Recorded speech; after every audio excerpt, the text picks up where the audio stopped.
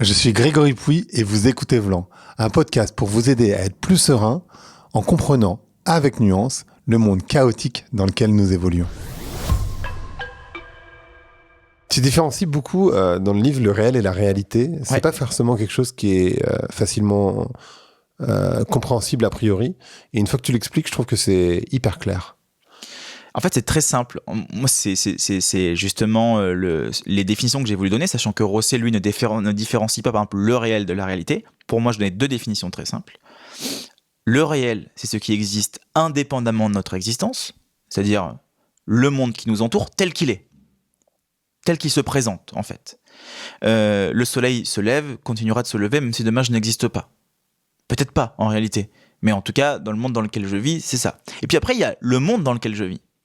Il y a la représentation que je fais du réel, les interprétations que j'en fais, qui, eux, sont définies comme étant la réalité. Ce qui fait qu'il y a un réel et des réalités.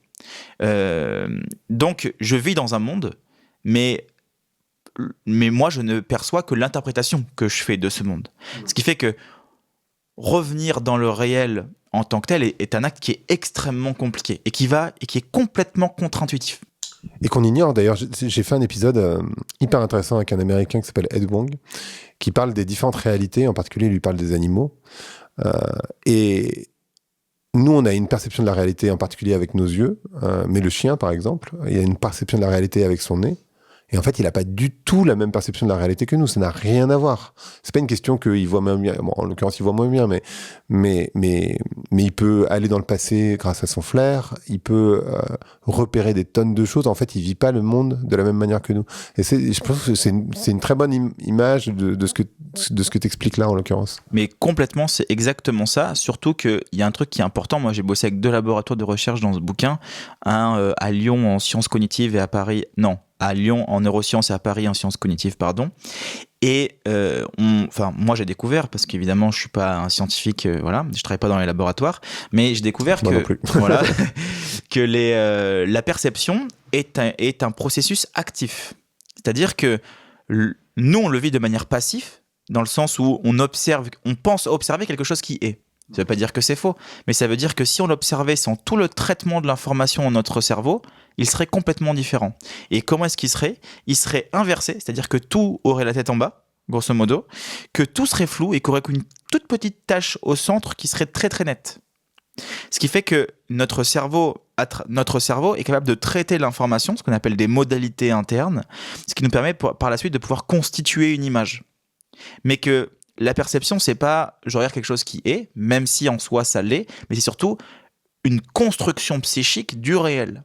Donc déjà de base, nous, involontairement, on construit le réel, mais parce qu'on est obligé de le faire, parce que notre cerveau est constitué comme ça. C'est un processus qui est actif. Ça me fait penser aux personnes qui racontent ce qui s'est passé au bureau, ce qui s'est passé avec mon mec, ce qui s'est passé avec ma meuf. Et du coup, tu te rends compte à quel point c'est ni le réel, ni la réalité, mais vraiment ça peut être une forme de réalité d'une certaine manière. On pourrait dire réalité parce que c'est une interprétation de ce qui s'est passé d'une certaine manière. C'est ça. En fait, à partir du moment où on crée une histoire du réel, on l'interprète. Oui. Tout comme notre identité. Par exemple, Paul Ricoeur amène un concept que j'aime beaucoup qui s'appelle l'identité narrative. Il dit que ce qu'on est, c'est le mélange entre ce qu'on a été, donc ce qui perdure à travers le temps, mon nom, mon prénom, ce que j'ai vécu dans ma vie, et ce qui change constamment. Parce qu'en fait, on est dans une certaine forme d'ipséité où tout change constamment. Et l'identité narrative, et il rejoint la définition de Hume qui dit que l'ego est une fiction, c'est que ce que je suis, c'est l'histoire que je me raconte. Bien sûr. Ce qui fait que notre identité évolue en fonction de l'histoire qu'on se raconte.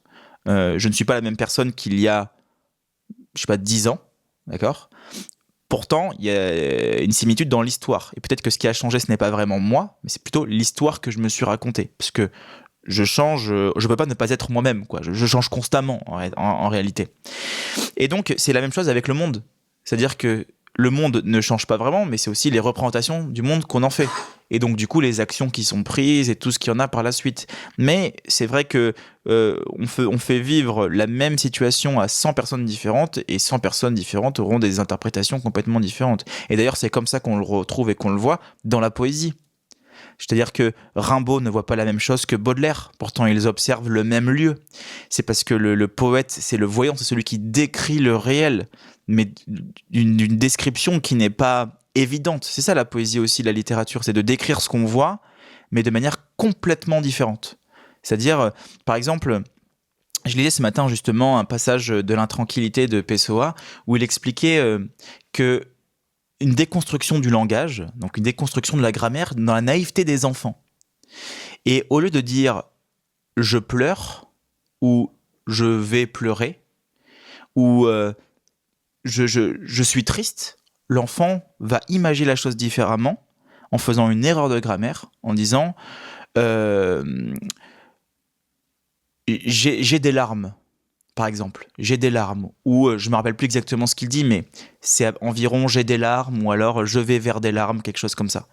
Et ça, c'est intéressant parce que c'est-à-dire qu'il décrit le réel de manière extrêmement bien faite, mais complètement différente des codes que nous, on a. Et donc ça, c'est magique, parce que ça voudrait dire que dans cette naïveté de l'enfance, ce n'est pas que le réel est différent, mais c'est qu'il a réussi à le décrire de manière parfaite en faisant une erreur, en fait, dans son vocabulaire. Ce qui fait que la poésie, la littérature, elle permet de pouvoir se dire que on n'est pas en train de pleurer, mais qu'on est en train de courber notre âme à travers, je sais pas moi, une larme qui va dans les pliures de notre bouche. Mais si je reprends par exemple toi ton expérience personnelle, tu disais tout à l'heure que tu as vécu à un moment donné dans ta vie dans la rue. Comment tu décrirais ça ? C'est du réel, mais est-ce que c'est une forme de réalité ?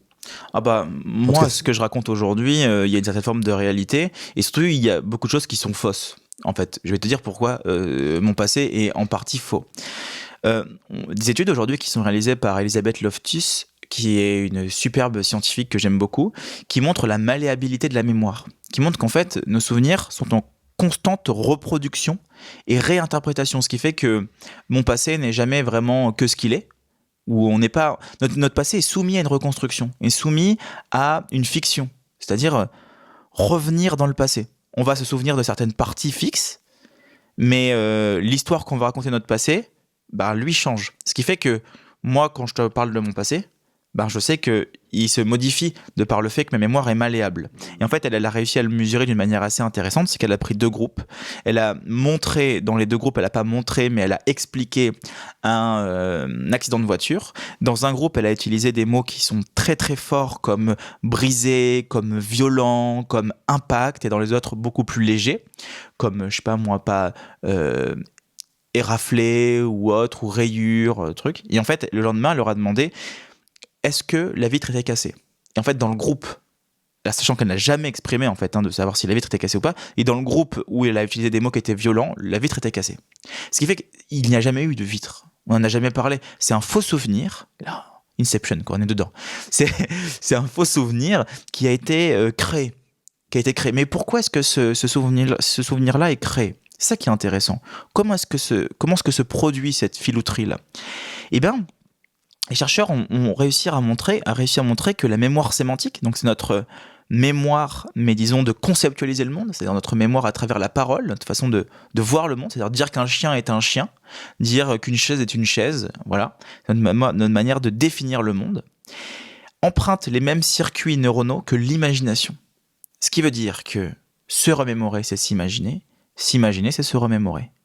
Et donc là, c'est extrêmement intéressant, parce qu'on voit que les gens qui ont l'Alzheimer notamment, entraînent pas de la mémoire, mais sont dans la capacité de créer de nouveaux souvenirs.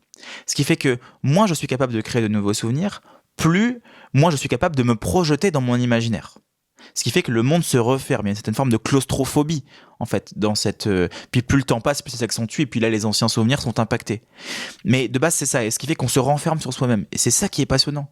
C'est-à-dire que la mémoire et l'imagination fonctionnent de pair. Peut-être que la mémoire est la bibliothèque de l'imagination, et que l'imagination est soumise et que la mémoire, est soumise à une imagination qui se veut la reconstruire de manière permanente. Ce qui fait que quand moi je dis que j'ai vécu dans la rue, je sais que je n'ai pas vécu dans la rue en tant que tel, je n'ai pas passé des mois et des mois dans la rue, mais je n'ai pas eu de logement pendant 5 ans où je vagabondais à droite à gauche et ça m'est arrivé de dormir dans la rue. Maintenant, de t'expliquer tout en détail ce que j'ai vécu, ce serait très compliqué et ça serait encore une fois soumis à une certaine forme d'interprétation de réalité qui serait que le produit de mon imagination. Tu parlais tout à l'heure, enfin là tu viens d'en parler, d'une forme de solitude, d'une forme de déconnexion. Je ne sais plus quel terme tu as utilisé, mais ça m'a fait penser aux jeunes aujourd'hui qui restent chez eux et qui n'ont pas peu d'interaction sociale, ce qui arrive de plus en plus. Pas que les jeunes, mais beaucoup les jeunes.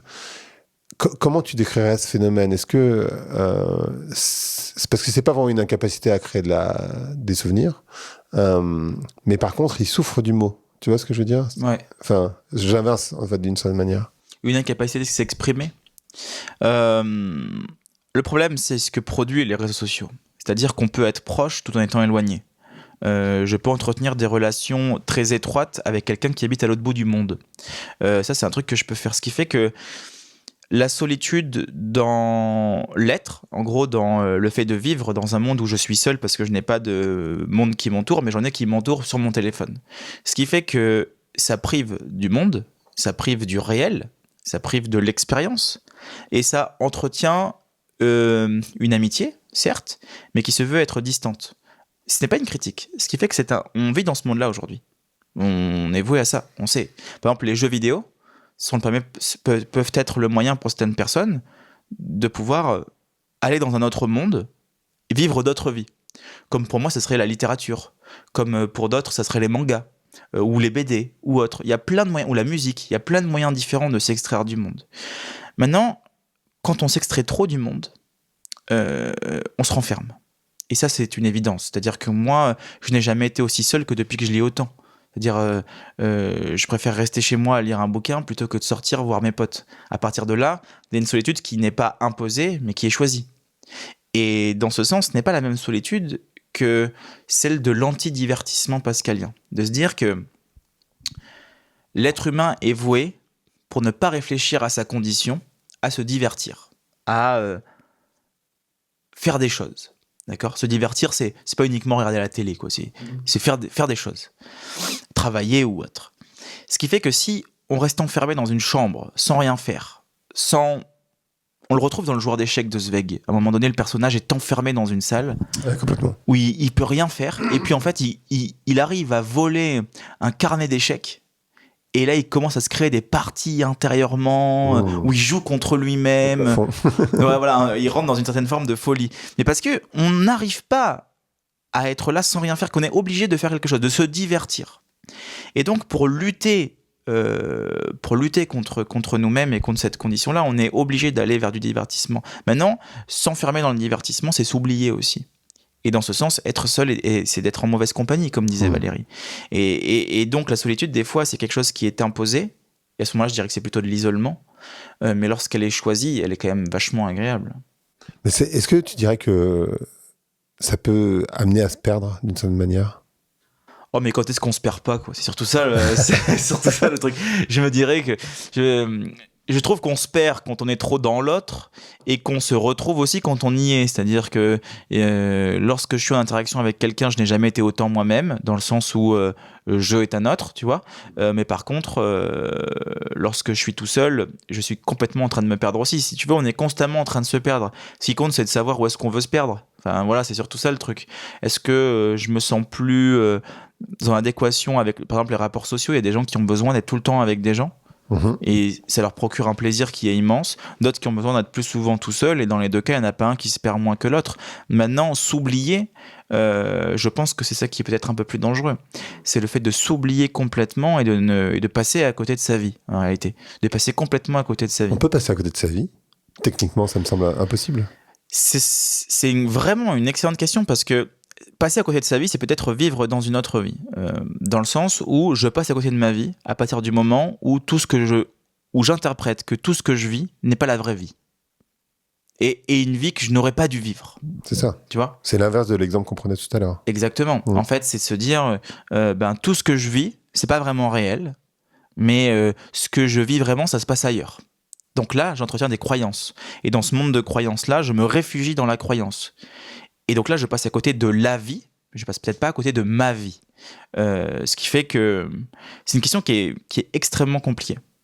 Ouais, c'est vraiment une question. J'y réfléchis en même temps, mais tu vois, je me dis c'est vraiment très compliqué comme question. Pardon, j'ai repris, mais est-ce que toi, tu as déjà nié le réel pour choisir une histoire qui te convenait mieux à ta réalité ?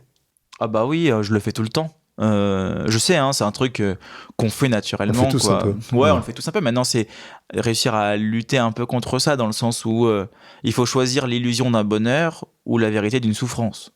Et moi, je le fais avec le décès de mon père. Hein. J'ai perdu mon père en avril. Je n'arrive pas à regarder une photo. Je n'arrive pas à regarder de photo pour l'instant. J'en ai une dans mon porte-monnaie avec moi. J'arrive pas à regarder une photo. Alors, qu'est-ce que je fais pour pouvoir l'avoir tout le temps à mes côtés?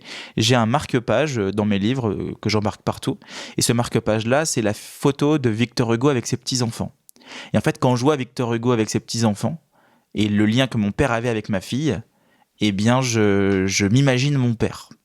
Ce qui fait que pour moi, ça me permet de m'extraire de la souffrance et de pouvoir rester proche du symbole que représente Hugo à ce moment-là, qui m'est très intime et qui me fait penser à mon père, mais qui me fait penser, juste. Parce que pour l'instant, je ne suis pas capable de le faire. Voilà.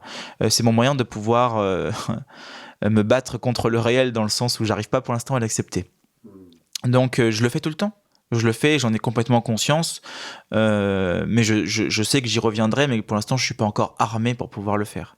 Et donc, il y a aussi cette idée de se dire que le retour au réel est quelque chose d'extrêmement désagréable, qu'il faut être prêt à le faire, mais que par contre, lorsqu'on le fait et qu'on le subit, la joie qui émane par la suite est vraiment extrêmement forte.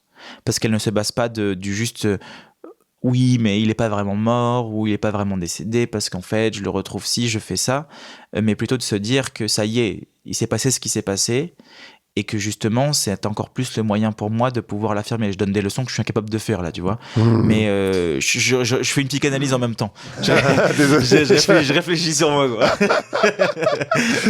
Je peux faire ça de temps en temps, désolé.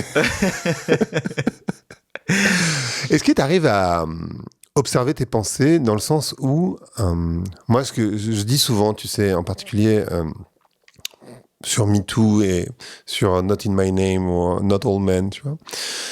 Moi, je dis assez facilement que je peux observer cette énergie à l'intérieur de moi, comme je peux observer le racisme, comme même si je suis métisse, comme je peux observer plein de choses, des pensées qui sont pas forcément super, tu vois, en tout cas pas socialement très éthiques. Et je l'assume complètement, j'arrive à les observer, je les vois, c'est pas pour ça que je les exprime, c'est des ombres d'une certaine manière, c'est de la culture. Et je les observe, et je trouve que l'un des grands problèmes dans notre société là aujourd'hui, c'est le fait de nier, d'avoir ces pensées, en tout cas de dire non, pas du tout, moi je vois pas les couleurs, ou j'ai absolument rien d'antisémite, ou je vais pas reprendre les grands sujets là du moment, mais où je suis absolument pas islamophobe, ou je suis pas du tout un violeur, je pourrais jamais faire ça, etc., etc. T'arrives à prendre ce recul et à observer à l'un de toi ces pensées sans forcément les exprimer ou sans en faire quoi que ce soit, juste les observer finalement. En fait, ce que tu fais là, c'est vraiment un travail freudien pour le coup. C'est de se dire, ok, il y a le monde, il y a ce que je vis, et puis, est-ce que je fais un déni de ce que je vis? Donc là, en l'occurrence, lorsque je dis, j'ignore complètement ou je mets de côté une vérité en disant qu'elle n'existe pas, c'est vraiment un déni, quoi. On est vraiment dans le déni freudien, et on peut être dans le double de chez Rosset. Dans ce sens, il y a une prolongation qui est le double de chez Rosset. C'est dans les deux sens, c'est-à-dire ne pas écouter ce qui a été dit, ou d'entendre autre chose que ce qui a été dit, et puis à l'opposé, d'entendre des choses qui n'ont jamais été dites, par exemple. Un exemple qui est parfait, parce qu'on est sur un podcast et que les gens ne savent pas forcément à quoi est-ce que tu ressembles, le double de Rosset, ça pourrait être l'illusion d'avoir pensé quelque chose qui n'a en réalité jamais été pensé. C'est un peu complexe, donc je donne un exemple qui est très très simple. Toi, ton podcast, Blanc. Les gens, imaginons que les gens ne savent pas du tout à quoi est-ce que tu ressembles. Juste, ils écoutent, ils n'ont jamais vu la pochette, ils n'ont rien vu, ils savent pas du tout. Il n'y a pas ma photo sur la pochette. Voilà, parfait. Il n'y a pas de photo sur la pochette, c'est parfait. Donc les gens ne savent pas du tout à quoi est-ce que tu ressembles. Ils vont t'écouter pendant des mois et des mois et des mois, tu vas bâtir leur quotidien. Et puis un jour, ils vont te voir en vrai. Et ils vont se dire, ah merde, je m'attendais pas du tout à ce qui ressemble à ça. On m'a fait la remarque la semaine dernière. Ah mais c'est rigolo, tu vois. Ah mais tu ressembles vraiment à ça, c'est dingue. Mais alors, tu pensais à quoi? S'il ne ressemble pas à ce que tu pensais à quoi? Et ben en réalité, je pensais à rien, mais c'est le fait de poser la question qui fait que là, je construis psychiquement. Ah ben, je t'imaginais plus petit, je t'imaginais moins bronzé, je t'imaginais... Voilà, je vais construire une image. Mais avant ça, il n'y avait pas d'image. Il n'y avait rien. C'est l'illusion d'avoir pensé quelque chose qui en réalité n'a jamais été pensé. Et ça peut être un double de Rosset. Et moi, j'appelle après, par la suite, ce que j'appelle moi le second. Donc là, c'est encore une autre modalité du déni. Complètement, ouais. Et le second, c'est de savoir quelque chose, je le sais, mais je décide volontairement de l'oublier. Et dans ce sens, je prends l'exemple de Boubou Roche. Boubou Roche, c'est un mec que tout le monde adore, super gentil. Je vais l'imaginer aujourd'hui de nos jours. Imaginons qu'on est dans un immeuble et qu'il y a un homme que tout le monde adore, super sympa, le bon copain, que tout le monde s'entend bien avec lui. Et puis, il a sa femme un jour ils habitent ensemble, il a sa femme, tout se passe bien. Et lui, quand il revient du travail, le gardien de l'immeuble lui dit « Bon, écoute, je pense que ta femme te trompe. » Voilà. Bon, ok, c'est des trucs qui peuvent arriver. Et ce qu'il fait, c'est que Boubou Roche va rentrer chez lui un peu plus tôt du travail pour essayer de voir si c'est vrai. Et il s'avère qu'il toque à la porte, qu'elle lui ouvre, qu'elle ait les cheveux dans tous les sens, qu'elle est en petite nuisette. Il rentre, il va dans la chambre, il va autour du lit, il regarde, il ouvre le placard, boum, il y a quelqu'un en caleçon dans le placard. Et là, sa femme qui lui dit « Écoute, voilà, c'est vrai, je te trompe, j'en ai marre, on peut plus rester ensemble, c'est plus possible, j'en peux plus. » Et en fait, là, le monde est tellement tragique que qu'est-ce qu'il fait, Boubou Roche ? Il dit « Mais non, mais pas de problème. Il n'y a aucun souci, je sais très bien que c'est pas ton chéri, je sais très bien qu'il est là, c'est un copain, il n'y a pas de souci. Non mais finissez, pas de souci, je m'en vais. De toute façon, c'est de ma faute, j'aurais dû rentrer plus tard, je rentre pas à l'heure, donc c'est normal, pas de problème. » Et en fait, ce que fait Boubou Roche pour accepter la situation, tellement c'est compliqué pour lui de vivre ce qu'il vit, il décide de modifier complètement son rapport au réel, non pas en faisant un déni, parce qu'il sait ce qu'il a, mais il décide de voir autre chose. C'est ce que moi j'appelle le second. C'est-à-dire que de savoir quelque chose, mais de décider volontairement de voir autre chose. Et donc là, c'est un truc qu'on vit vraiment très souvent, ce genre de situation-là. On le retrouve dans la peste avec Camus, du monsieur Michel, le gardien qui a des rats dans son établissement, et il n'arrive pas à accepter qu'il y ait des rats à l'intérieur qui s'introduisent. Il pense que c'est quelqu'un qui rentre et qui les met, les rats. Et donc ce qu'il fait, c'est qu'il attend devant la porte. Il attend devant de voir qui va être le premier qui va mettre le rat. Puis évidemment, personne ne rentre. Et bizarrement, c'est le premier qui meurt de la peste. Et ça, c'est quand même l'ironie tragique. Hein. C'est le fait de lutter contre le réel, de ne jamais vouloir l'accepter, mais que le réel vient toujours taper à la porte à un moment donné. En quoi ce second, il peut nous faire passer à côté de la joie ? C'est pas qu'il nous fait passer à côté de la joie, c'est qu'il nous offre une joie. Mais une joie qui est illusoire. Une joie qui est vouée au désespoir et à la désillusion. À partir du moment où une joie naît d'une fausse interprétation du réel par rapport à ce qu'il est réellement, il est voué à la désillusion. Et dans ce sens, ça ne veut pas dire qu'elle est moins vraie, cette joie, mais que les gens se suicident par désespoir. Ça serait quoi pour toi les impacts de faire passer ce second en premier ? Parce que c'est possible de faire ça. C'est-à-dire que ce que tu viens de décrire, et moi, alors l'exemple il est intense, mais tu peux l'envisager pour des choses qui sont plus simples du quotidien, j'imagine, où tu vas te raconter des histoires et tu vas refuser de voir, tu vois, je sais pas si c'est le réel, mais en tout cas, une réalité qui est partagée. Et tu peux faire ça. Et je me dis, ça a forcément des impacts nécessairement. Ah bah, ça a des impacts dans le sens où on bâtit une vie sur quelque chose qui n'a jamais vraiment existé. Et cette chose-là, comme je disais, le vrai risque, c'est que ce monde fictif peut s'écrouler à tout moment. Alors que le réel, lui, ne peut pas s'écrouler. Par définition. C'est ça. Donc, ce qui fait que si je prends une joie qui se base de ce qui est et une joie qui se base de la fausse représentation de ce qui est, de l'illusion dans laquelle nous vivons, il y a un risque dans l'un qu'il n'y a pas dans l'autre. Ce qui fait que je préfère, dans le sens, ne pas donner d'illusion à ma fille. Par exemple, si je prends un système éducatif, si ma fille demain va être danseuse professionnelle, par exemple, j'ai une bêtise, hein, danseuse professionnelle, je lui dirais, écoute, t'as très peu de chances d'y arriver, c'est très compliqué, ça ne veut pas dire que tu ne peux pas y arriver, mais c'est-à-dire qu'il faut d'abord que tu vois le monde tel qu'il est. Part de monde tel qu'il est, du fait que c'est difficile, que peut-être que tu fais pas la bonne taille, peut-être que t'as pas encore les compétences, peut-être qu'il va falloir que tu travailles plus que tout le monde. Avec la souplesse, tout simplement. C'est ça, par exemple, et qu'il va falloir que tu travailles. Donc, je préfère faire ça que dire si tu vas y arriver, vas-y fonce, ne lâche pas, garde espoir tout le temps. Ça, si jamais ça ne marche pas, ce qui est plus courant que lorsque ça marche, parce qu'on raconte les histoires de gens pour qui ça a marché, mais le nombre de personnes pour qui ça n'a pas marché, il y en a bien plus. Hein. Voilà. Pareil pour les entrepreneurs, pareil. Voilà, pareil pour les entrepreneurs, c'est un petit clin d'œil. Ou les gens qui essayent de lancer un podcast, ou les gens qui essayent de se lancer sur Instagram. Ouais, exactement, voilà, exactement. On prend nos exemples à nous. Exactement. En fait, le bon exemple est toujours le mauvais exemple, quoi. C'est vraiment ça le truc. C'est la singularité de la personne. Ce qui fait que je préfère lui dire et partir du réel pour ne pas lui faire d'illusions. Qu'elle se dise, je peux ne pas y arriver. J'ai cette conscience-là, mais je vais me battre pour. Plutôt que je lui dise, je peux pas ne pas y arriver, en fait. Comment tu trouves le courage d'essayer quand tu sais que t'as majoritairement aucune chance d'y arriver? Ben pourquoi tu as le courage de vivre, sachant que malheureusement, tu sais que tu vas mourir? C'est exactement la même réponse. C'est exactement la même réponse. Si je sais que je vais mourir, à quoi ça sert de vivre? Si je sais que je vais pas y arriver, à quoi ça sert de le faire? Parce qu'il faut le faire. Parce qu'en fait, c'est plus fort que toi, parce que ce qui t'intéresse, c'est pas le résultat, mais l'action qui est produite. Et c'est ça le plus important, je pense, vraiment, réellement. C'est marrant, on m'a posé une question sur un podcast qui était qu'est-ce que tu penses pouvoir laisser au monde? Et ma réponse, c'était pas rien. Enfin, tu vois, en toute humilité, je vois bien que je vais pas laisser grand-chose. Et c'est OK, pour moi, ce qui est important, c'est ce que tu fais dans le présent. Mais je serais très curieux de toi. Qu'est-ce que tu répondrais du coup? Oh, ben moi, de la poussière, hein. C'est ça, de la nourriture pour les asticots, quoi. C'est ce que je vais laisser, les ossements, quoi. Non, moi j'écris, ma passion c'est l'écriture. Et l'écriture, c'est une certaine forme de lutte contre la mortalité. Les textes sont immortels, on voit bien, on lit des auteurs, regarde Gilgamesh, qui est un des plus anciens textes, anciens mythes, enfin voilà, ça existe depuis toujours. Ce qui fait qu'il y a une certaine forme de lutte contre la mortalité, qui est l'écriture, mais qui n'est pas un désir de lutte, qui est juste le fait que je ne peux pas ne pas écrire. En fait, moi, c'est ma passion, c'est une nécessité, c'est le moyen pour moi de pouvoir et vivre et m'extraire du monde. Donc, tu vois, c'est vraiment, je vais pas dire, c'est vraiment ma production, c'est ma création, c'est un truc qui me tient profondément à cœur. Ce qui fait que la seule chose que je laisserai, c'est mes écrits. Et qui sera assez bête pour pouvoir les lire après par la suite, ça, voilà. Ça appartient pas.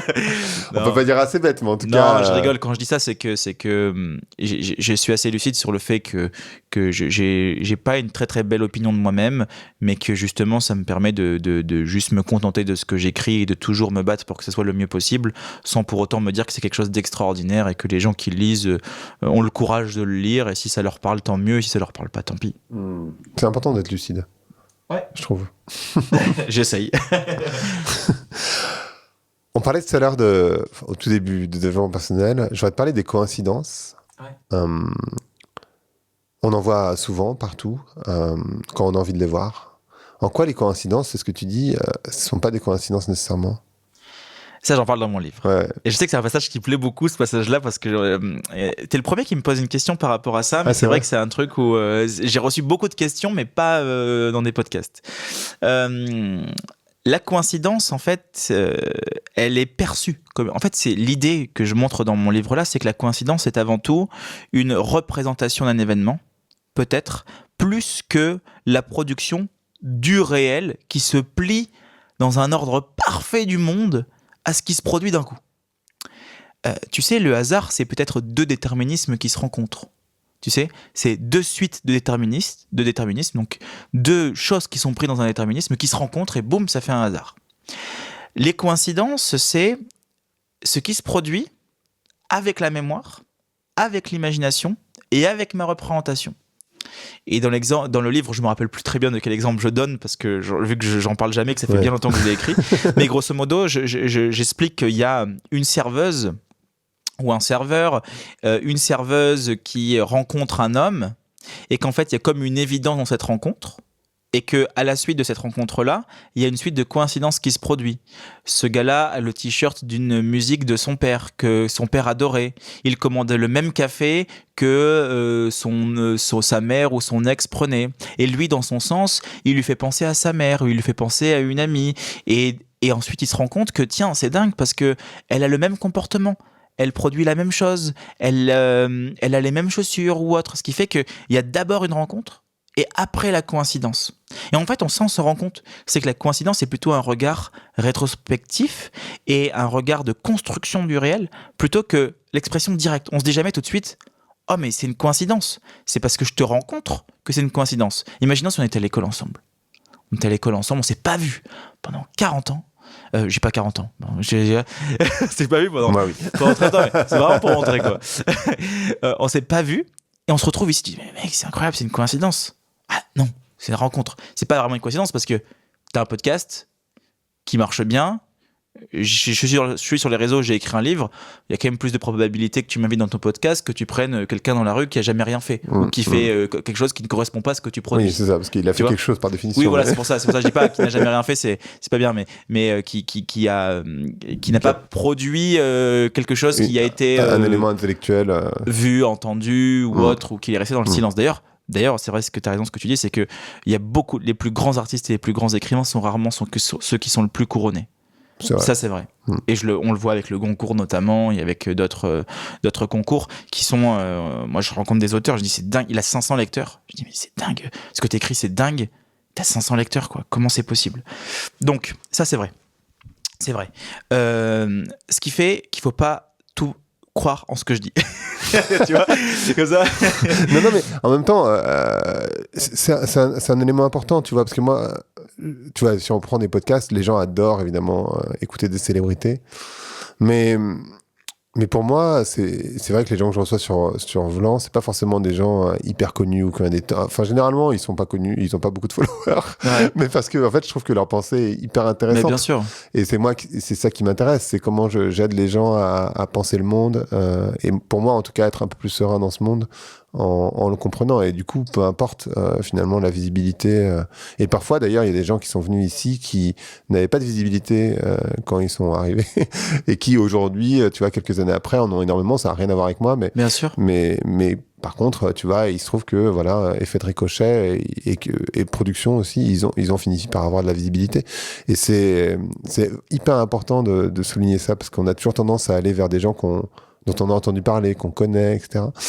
Mais finalement, c'est pas forcément ceux qui sont les plus intéressants. Ah, mais c'est clair, et je pense qu'on a tous une histoire à raconter, on a tous vécu des choses à partir de là, on a tous une histoire à raconter. Et franchement, moi, j'ai rencontré des gens qui étaient inconnus en Amérique latine, et en plus, souvent dans des endroits ou dans des milieux qui sont vraiment très, très difficiles, qui ont des histoires incroyables. Et je me dis, c'est dingue, t'as rien réussi dans ta vie. Encore aujourd'hui, tu galères complètement. Il n'y a rien de beau dans ce que t'as vécu. Mais ça mérite tellement d'être raconté parce que tout ne finit pas toujours bien et pourtant tu continues à persévérer dans l'existence. Et moi, il y a ce truc un peu magique de se dire comment lorsqu'une personne a vécu autant de souffrances, a vécu autant de choses dans sa vie, elle continue à se battre pour vivre.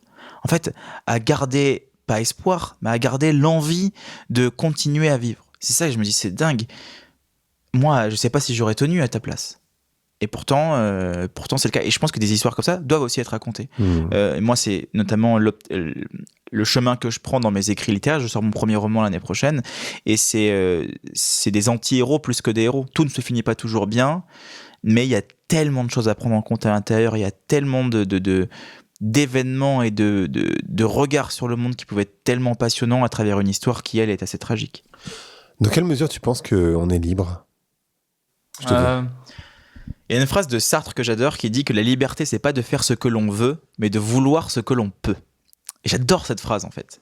J'adore parce que elle nous montre qu'on est condamné à être libre, que la liberté est quelque chose de constant, mais qu'on ne doit pas ignorer notre déterminisme. C'est-à-dire qu'il y a deux visions. Soit on est déterminé, et à ce moment-là, on n'est pas libre. La liberté, c'est que la liberté de l'esprit. Soit on n'est pas déterminé, et à ce moment-là, on est condamné à être libre, c'est-à-dire qu'on doit porter en nous tout le poids des choix et des actions que nous allons prendre. Moi, je pense qu'il y a la liberté inclut aussi une certaine forme de déterminisme, dans le sens où il y a des choses que je ne peux pas faire dans ma vie. Je le sais, il y a des choses que je peux pas faire, il faut être assez lucide. Si j'ai envie de voler, pas 2m50. Je fais pas 2m50. Si j'ai envie de voler, je peux pas. J'ai le vertige, donc le saut en parachute, c'est compliqué. Je prends pas l'ascenseur parce que c'est un truc, je suis claustro. Enfin bon, j'ai plein de névroses. Et donc, je veux ce que je peux, quoi. Ça veut pas dire que je peux pas le faire, mais ça veut juste dire que pour moi, je ne peux pas le faire. Donc en fait, je ne veux que ce que je peux. Et là, j'aime cette idée de la liberté-là. C'est-à-dire que elle ne prend pas en compte le fait de se dire tu peux tout. Si tu le veux, tu le peux. Non. Il faut que j'arrive plutôt à vouloir uniquement ce que je peux. Puis il y a des choses que je vais transgresser à un moment donné. Peut-être qu'à un moment donné, je vais réussir à faire quelque chose que je ne pouvais pas faire avant. Mais parce que j'ai pris en compte le fait que je ne pouvais pas le faire. Peut-être qu'on appelle... Moi, j'aime pas cette expression de sortir de sa zone de confort. Ouais. J'aime bien l'expression... Enfin, je préfère en tout cas dire élargir sa zone de confort. Ouais. Parce que ça représente ça. Mais c'est vrai que j'ai la sensation que beaucoup de gens parlent de la liberté alors qu'en fait, il y a tellement de déterminisme à tellement d'endroits. C'est-à-dire, où est-ce que tu nais, comment tu nais, dans quelle famille tu nais, à quel endroit, etc. Mais après aussi, puis même juste les normes métaphysiquement, sociales. Enfin, oui. complètement. Même métaphysique, s'il y a une âme, on n'est pas vraiment libre. Si on a une âme, on n'est pas vraiment libre. Si on n'a pas d'âme, on l'est complètement. Ce que je veux dire, c'est que même l'idée métaphysique, la conception qu'on va avoir de Dieu, va définir notre façon de percevoir la liberté.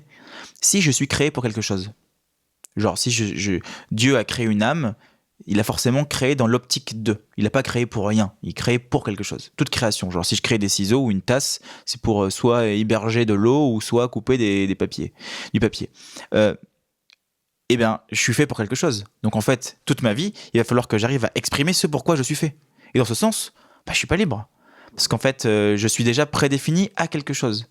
C'est pour ça que là, Sartre dit que l'essence précède l'existence. Enfin, c'est pas ce que dit Sartre, mais c'est dans l'optique sartrienne, c'est d'abord j'ai une essence et que du coup je rentre dans le monde pour exprimer mon essence.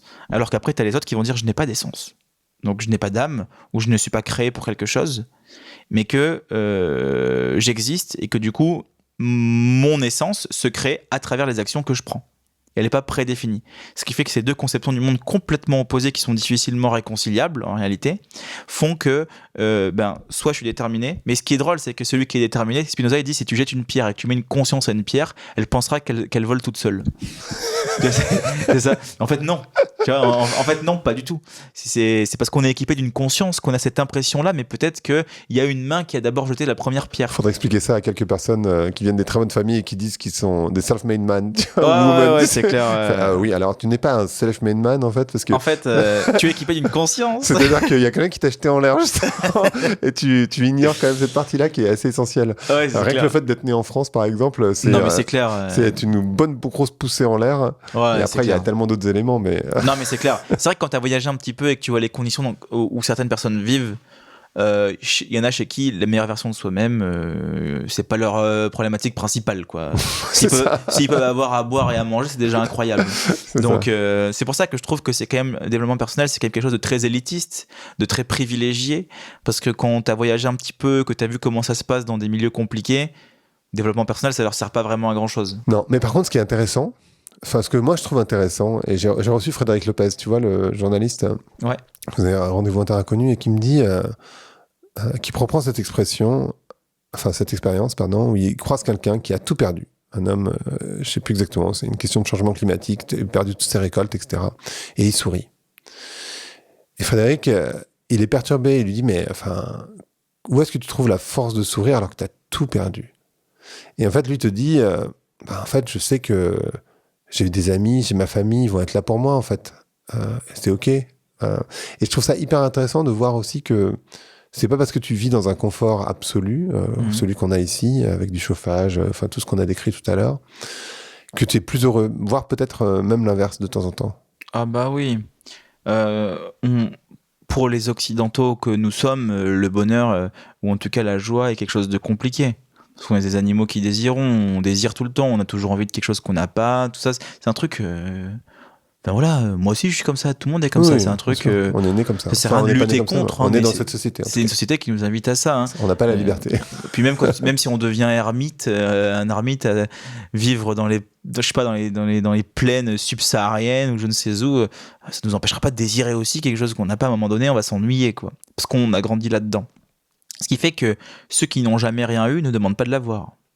Disons qu'il y a moins cette optique de désir. Il y a une optique de vouloir juste vivre. Juste vivre. Moi, j'ai vu en Afrique ou même en Indonésie des petits qui jouaient avec des pailles trouvées par terre, qui étaient construits des espèces de cerfs-volants avec des pailles. Et ils jouaient à ça toute la journée. Ils se contentaient. Ils n'ont pas de téléphone, donc en fait, ils savent pas ce que c'est. Ils s'en fichent. Ils sont dans le monde tel qu'il est. Ils ont à manger, ils ont à boire, ils ont leur famille. Et j'ai jamais vu des enfants aussi heureux, quoi. c'est sûr, c'est pas du tout la même chose que tu vois le petit qui est sur son écran en train de chouiner parce qu'il a pas eu ses dessins animés ou autre. Donc ce que je veux dire, c'est que c'est pas du tout la même façon de percevoir le monde parce que on ne vit pas dans le même monde. En fait, on vit dans un réel qui est le réel, mais qui n'est pas au même endroit du globe. Ce qui fait que ça influe énormément. Moi, les meilleurs moments que j'ai passés, c'est avec des petits jeunes dans des petits quartiers, ou même en Amérique latine, où ils avaient rien du tout. Il fallait aller pêcher pour pouvoir avoir son poisson. Mais du coup, la pêche devient un bonheur exquis. Alors que moi, si je sais que je peux aller à l'Intermarché m'acheter du poisson, que j'aime pas forcément pêcher, je vais prendre beaucoup moins de joie. Alors que là, c'est le poisson que je vais manger. Ce qui fait que c'est une autre conception complète du monde dans lequel nous vivons. Là, tu rejoins Charles Pépin. Parce que tu sais, il a cet exemple de cet homme qui rentre chez lui, il pleut, il fait froid, il est avec son enfant, et il met le chauffage. Bon. Et puis de l'autre côté, il y a le même homme qui rentre chez lui, il pleut, il est avec son enfant, il va couper du bois, il fait un feu, et ça n'a rien à voir. Ça n'a rien à voir. Mais complètement, mais je suis à 100% d'accord avec lui. 100% d'accord avec lui. Ce qui fait que la production de ce qui fait notre confort est beaucoup plus intéressante et nous fait beaucoup plus de bien que juste la facilité de pouvoir allumer la lumière parce qu'on en a. En fait, c'est intéressant, je suis en train de réfléchir à ça en ce moment, on a créé un monde sans friction, ce que j'appelle un monde sans friction, c'est un peu l'ubérisation du monde, tout est facile, tout est fluide, etc. Et on cherche ça souvent dans les relations amoureuses, amicales, travail, etc., etc. Alors qu'en réalité, le bonheur vient de la friction. Ou la joie vient de la friction. Ouais. Enfin, j'ai l'impression. Et de la réconciliation entre le fait qu'il faut faire du bois parce que c'est un mouvement où on n'a pas envie de le faire quand il neige, quand il fait pas beau, que c'est un labeur et le résultat qu'il procure. Donc c'est la réconciliation entre le mouvement laborieux et le résultat agréable. Et c'est ça, le silence de la joie, c'est exactement ça, cette réconciliation-là. Parfait. Merci beaucoup, Chris. Et non, c'est moi qui te remercie. Le podcast s'appelle Vlan, donc je voudrais savoir à quoi tu veux ouvrir et où claquer la porte. Alors, ouvrir la porte à de nouvelles expériences, je pense que c'est commun. Je pense que c'est un truc qu'on t'entend souvent. J'aurais pu être original, mais vu que je suis d'une triste banalité, je dis ce que tout le monde dit. Tout le monde dit ça, je te rassure. Ouvrir la porte à de nouvelles expériences et fermer la porte à de nouvelles expériences aussi.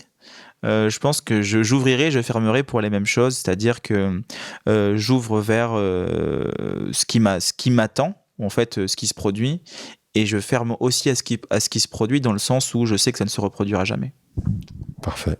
Merci beaucoup. Mais c'est moi qui te remercie. C'était génial. Trop bien, merci. Ce podcast a été monté et mixé par le studio Plink, qui accompagne Vlan depuis ses débuts.